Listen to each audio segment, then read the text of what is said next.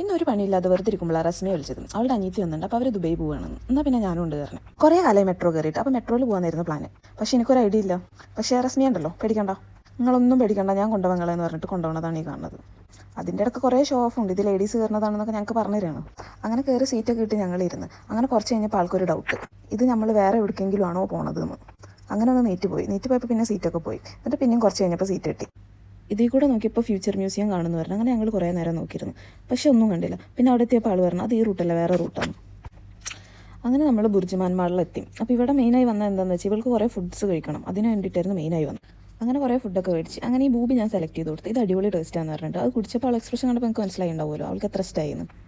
അപ്പോഴത്തേനും നമ്മുടെ ഷാമിൽ എത്തിയിട്ടുണ്ട്. അങ്ങനെ നമ്മൾ ഫുഡ് കഴിച്ചിട്ടിരിക്കുന്നു. അപ്പോൾ ഷാമിൽ പറഞ്ഞു ഇത് ഇഷ്ടമായില്ലെങ്കിൽ ഞാൻ വേറെ സാധനം മേടിച്ചിട്ട് വരാമെന്ന് പറഞ്ഞാൽ ഷാമിൽ മേടിച്ചിരുന്നതാണത്. അതെനിക്ക് അത്രയും ഇഷ്ടമായില്ല. ഫിദുവിനത് പിന്നെ ഇഷ്ടമായി. പിന്നെ ഫിദു അടുത്ത ഐറ്റായിട്ട് വരുന്നുണ്ട് രാമൻ നൂഡിൽസ്. അതേറ്റ് വന്നു. അതും എനിക്ക് പറ്റിയില്ല. ഇതേറ്റ് എങ്ങനെ കഴിക്കാമെന്ന് പോലും അറിയാത്ത ഞങ്ങളുടെ അടുത്തേക്കാണ് ഇവളിതൊക്കെ ഏറ്റ് വന്നിട്ടുള്ളത്. ഞങ്ങൾ അതേറ്റ് കുറേ ട്രൈ ചെയ്ത് പിന്നെ പറ്റൂല എന്ന് മനസ്സിലായപ്പോൾ ഞങ്ങൾ പിന്നെ ഫോർക്കേറ്റ് കേൾക്കാൻ തുടങ്ങി. പിന്നെ ഒരു മിറർ സെൽഫി, അത് പിന്നെ മസ്റ്റാണല്ലോ. പിന്നെ നമ്മൾ കോസ്റ്റയിൽ കയറി. ഫിദുവിന് ടർക്കിഷ് കോഫി ആണെന്ന് പറഞ്ഞത് ഓർഡർ ചെയ്ത്.